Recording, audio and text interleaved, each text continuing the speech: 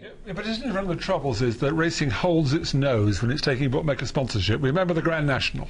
They were determined that once John Smith's pulled out not to have a bookmaker, and they put that out. Cheltenham has been very much the same. They've kept Betfred and that, but there's always been that sort of holding the nose thing where we've got to take their money. It's lovely money, but it's awful that they're doing it, but we have to put up with it. There is this feeling that racing is so against bookmakers that they're bleeding the game dry. The people at the top think that, and therefore it's a difficult thing for them to contemplate sponsorship of top races by bookmakers. Part of that is a sense that, you know, racing, people high up in racing feel that the sport should be attractive to blue chip sponsors, and there must be some frustration that whenever a big race opens up, you know, the first people through the door talking about it are bookmakers, and you know, where are the other firms that you maybe used to get back in the day rather more of. But I think bookmakers are responsible for something like 47% of all sponsored races in this country. You can't let them get the idea that you know their money isn't welcome because you're. But they did. The Grand National, they absolutely did, didn't they? Yeah. The Grand National was an absolute disgrace. The way they, I'm not saying Crabbe is terrific. I'm not saying anything against Crabbe's, but it's just a disgrace the way they put it out. Anyone but bookmakers, and that is the feeling in racing. And of course, bookmakers being offshore and not paying the levy, that contributes, rightly so. It is disgraceful the way the bookmakers do that, but that sort of the ill feeling that the whole of the industry have got for bookmakers and their money is a bit dirty, but it's awful. We'll hold our nose and we'll take it. It leaves a nasty smell. Am I missing something here? A sport that only exists because of betting, and those in the sport don't like betting. Yes. Is that? Yeah, but they wanted a tote monopoly.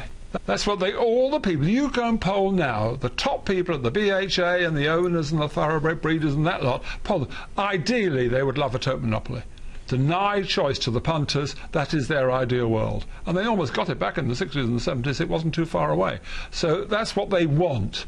They hate the bookmakers. They believe they're leeches on the game, they're not contributing enough, and their sponsorship money is sort of a sop that they throw in, and they just don't like bookmakers. On the basis that bookmakers nowadays almost offer the same odds on everything, is that any different to having a tote monopoly? No, it's not the same odds on everything. Really? No, but the choice you go on course now, virtually every board will have the same price. Yeah, you could actually get rid of, you could have one bookmaker on track, the others could all go home, watch on telly, and then they'd split it up amongst themselves later on. I've been a floorman with the bookmakers on course in the days before they had the machines, and the price were roughly the same. You were scampering around to get it. If it went 11 to 4 and it was 5 to 2 and 11 to 4 was up, you were scampering around for it. So they've always had roughly the same price. That's what the tic-tacs were sending out the odds, and most bookmakers went with them unless they wanted to lay one particularly. But what you've got now is, because of the machines, of course that dominates what's happening now, and whatever they do and whatever they are showing, that is reflected by the bookmakers on course. I agree with you there. And it's a lot harder to turn a coin, isn't it, on course these days? It is terrible. But no punters properly there. No proper punter would just go racing and bet with the racecourse bookmakers with the choice that they've got available. Well, and actually there was an interesting detail this week, wasn't it? It became clear when Jeff Banks is suing the BHA over the money he had to give back to punters for speculative bid.